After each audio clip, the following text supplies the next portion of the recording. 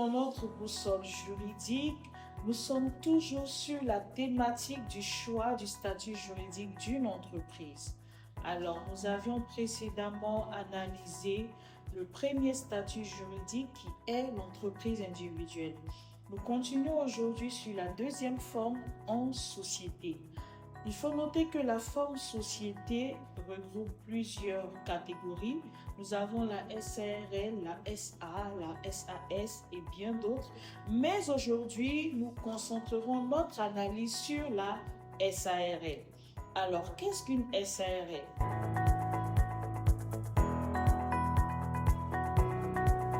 Une SARL est une société à responsabilité limitée. Contrairement à l'entreprise individuelle où la responsabilité est illimitée parce qu'elle fait une confusion de personnes entre l'entrepreneur et son entreprise, la SARL tient la responsabilité de ses associés en fonction des rapports de chaque associé. Alors, quelles sont les caractéristiques d'une SARL?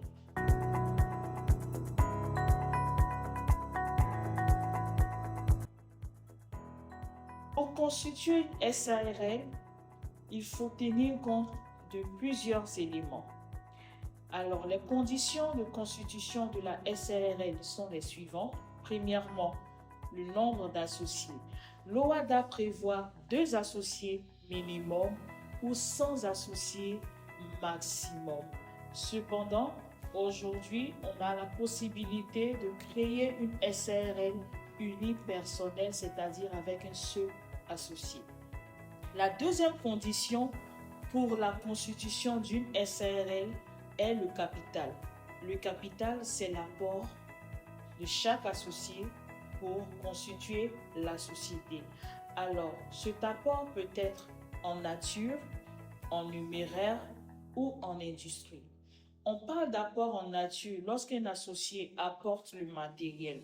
Nous prenons l'exemple d'une personne dans la restauration qui décide de constituer son business en société. Elle apportera par exemple pour capital 1 million. Alors, si nous prenons le capital dans ces différents apports, nature, industrie, numéraire, on a X dans cette entreprise qui apportera pour un capital de 1 300 000 francs CFA. On parle alors d'apport en numéraire. Nous avons Y, deuxième associé, qui apportera par exemple son expertise, la gestion d'un restaurant. On parle en ce moment d'apport en industrie. Et nous avons A, par exemple, qui apportera la voiture qui transportera pour les livraisons, les commandes. On parle d'apport en nature.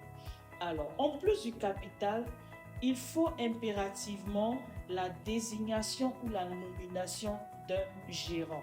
Alors, ce gérant, il peut être un associé ou peut être une personne extérieure à la société.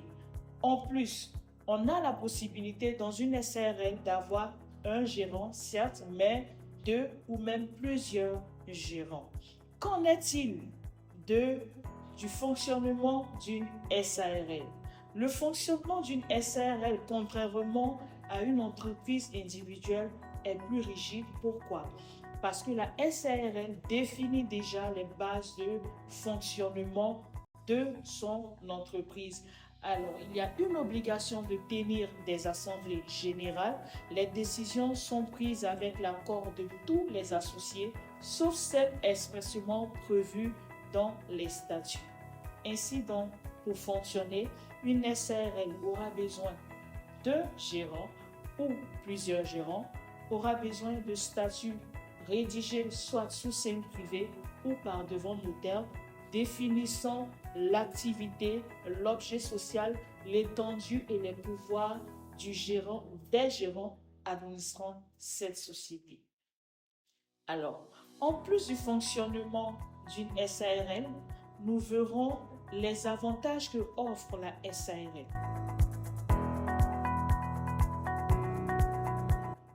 Se constituer en SARL apporte premièrement une limitation des responsabilités.